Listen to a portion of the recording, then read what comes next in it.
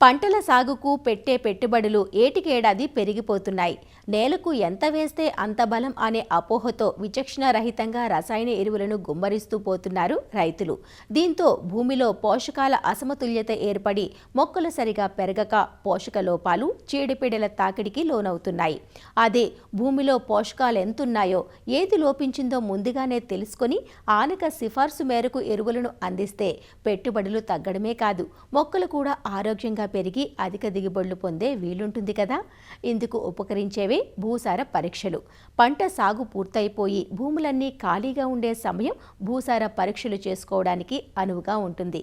మరి రైతులు భూసార పరీక్షలకు మట్టి నమూనాలను ఏ విధంగా సేకరించాలి, ఎలాంటి మెలకువలు పాటించాలి, ఫలితాలను బట్టి పోషకాలను ఎంత మోతాదులో అందించాలి అన్న వివరాలను ఆచార్య ఎన్జీ రంగా వ్యవసాయ విశ్వవిద్యాలయం విజయనగరం ఏరువాక కేంద్రం ప్రధాన శాస్త్రవేత్త డాక్టర్ కె లక్ష్మణ్ నుంచి తెలుసుకుందాం.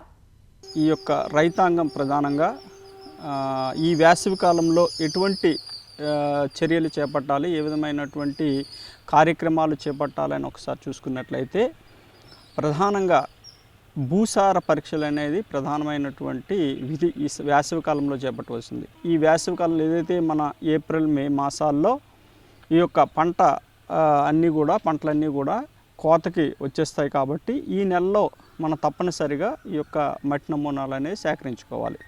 అయితే మట్టి నమూనాలు సేకరించినప్పుడు ఎటువంటి జాగ్రత్తలు తీసుకోవాలని ఒకసారి చూసినట్లయితే ఎటువంటి పంట నేలలో ఉండకూడదు. పంట తాలూకు అవశేషాలు కానీ, ముందు పండించినటువంటి పంట తాలూకు వేర్లు కానీ ఏమైనా ఉన్నట్లయినా కూడా, లేదంటే ఇటువంటి రాళ్ళు కానీ, చిన్న చిన్న ఏవైనా పెళ్ళలు కానీ అటువంటి ఉన్నట్లయితే కూడా వాటిని తీసివేసి ఈ యొక్క మట్టి నమూనాని మనం జాగ్రత్త చేసుకొని ఈ యొక్క మట్టి పరీక్షా కేంద్రానికి ఇవ్వాలి.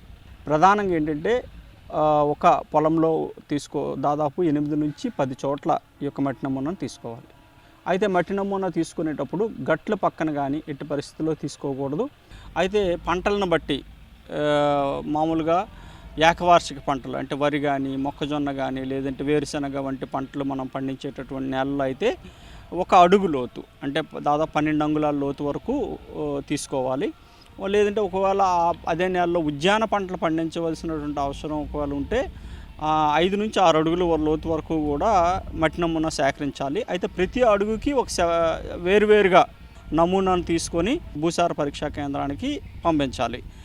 ఈ యొక్క మట్టి నమూనా తీసినప్పుడు ఏంటంటే 1 అడుగు ముందు ఒక వి ఆకారంలో చెక్కేసి పల్చగా ఒక పై పొరని మాత్రమే తీసి ఈ యొక్క మట్టిలో చేర్చాలి. ఆ విధంగా 8 నుంచి 10 చోట్ల తీసిన తర్వాత అంతా మట్టిని ఒక దగ్గర పోసుకొని దానిని 4 సంభాగాలుగా చేసుకొని మొదటి 2 సంభాగాలు 1-3 సంభాగాలు తీసుకోవడం, తర్వాత 4ని విడదీయడం అలా చేసుకుంటూ ఒక 250 గ్రాముల మట్టి నమూనా వచ్చినప్పుడు మనం దాన్ని భూసార పరీక్షా కేంద్రానికి పంపించుకోవాలి.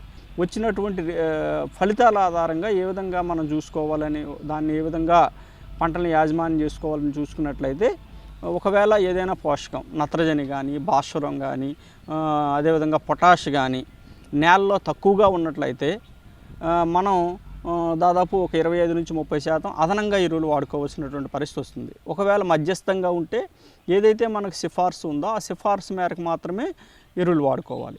ఒకవేళ నేలలో ఈ యొక్క పోషకాలు అధిక స్థాయిలో ఉన్నట్లయితే ఒక 25% నుంచి 30% వరకు ఎరువుల మోతాదు తగ్గించుకొని వాడుకోవాలి.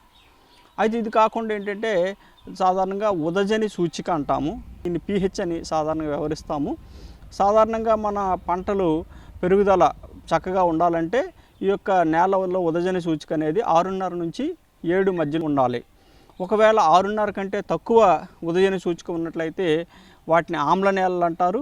అదేవిధంగా 7 పైబడి pH ఉన్నట్లయితే దాన్ని క్షార నేలలు అంటారు.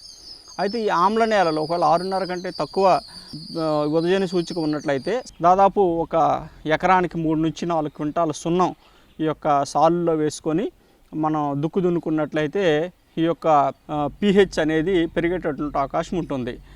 దీనికి ఒక్కసారి మనం వేసుకున్నట్లయితే దాదాపు ఇది 5 సంవత్సరాల వరకు కూడా దీని ఎఫెక్ట్ ఉంటుంది. కాబట్టి 5 సంవత్సరాల వరకు కూడా ఇది మనకి పంటని బాగా పెరిగే విధంగా కాపాడుతుంది.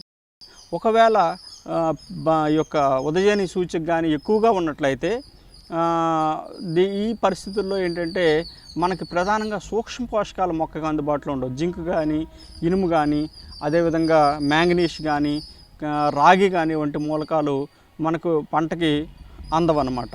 తప్పనిసరిగా ఈ యొక్క క్షార నేలలో చౌడు కూడా ఉంటుంది.